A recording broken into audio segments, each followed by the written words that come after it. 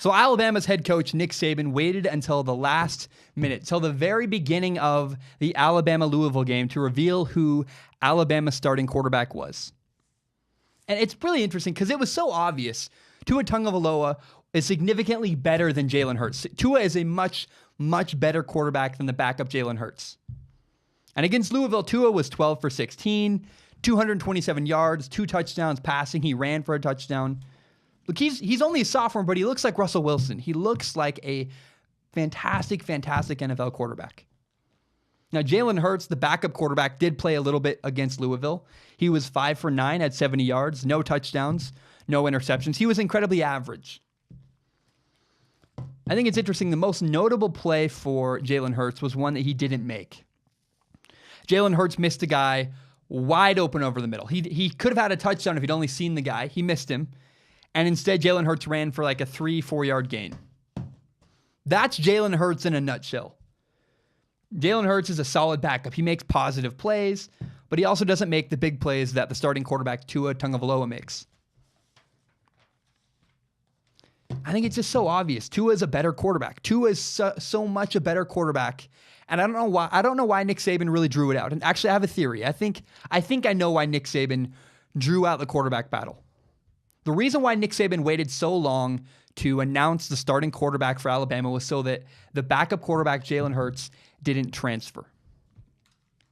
See, Nick Saban is concerned with winning championships. He doesn't care what's best for Jalen Hurts. He doesn't hate the guy, but he wants to do everything he possibly can to help Alabama win a national championship. If that means having Jalen Hurts, he's going to do what he can to keep him around. I think if Tua Tagovailoa does get hurt, Jalen Hurts can still drive the Maserati down the road. He can keep it going for a little while. He can win a national championship. He can do something. But I don't know. I truly believe Nick Saban likes Jalen Hurts. I don't think he dislikes him. I mean, you got to think about the things that Jalen Hurts has done for Alabama recently. I mean, Jalen Hurts he won a national championship 2 years ago.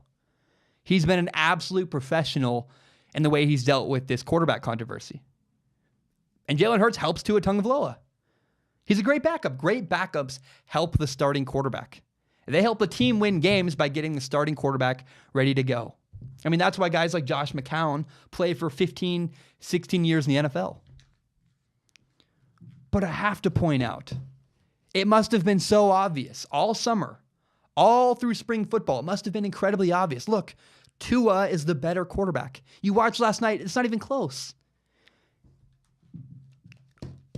Nick Saban waited a long time. He strung along Jalen Hurts. Nick Saban manipulated his backup quarterback, Jalen Hurts. I mean, girls do this all the time. They give guys hope. They string guys along. They'll give you hope that they're interested, but she's never ever going to commit to you.